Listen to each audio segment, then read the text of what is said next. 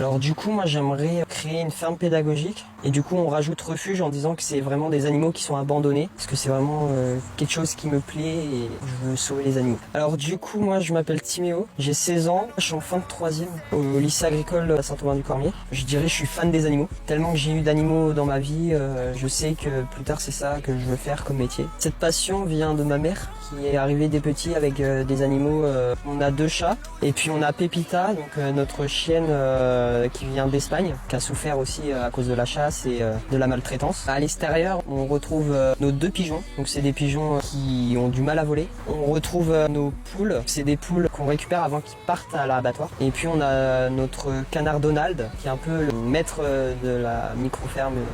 On a récupéré Kevin, notre bouc, qui était attaché dans un champ sans nourriture. Donc on lui a trouvé Wasabi et Douce, qui sont des chèvres qui viennent d'une exploitation à moutons.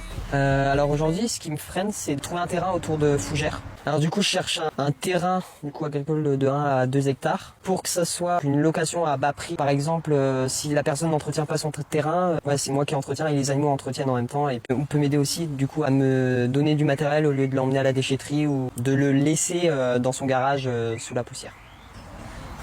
Croyez en vous. Croyez à votre projet si vous en avez un. Tout est réalisable et puis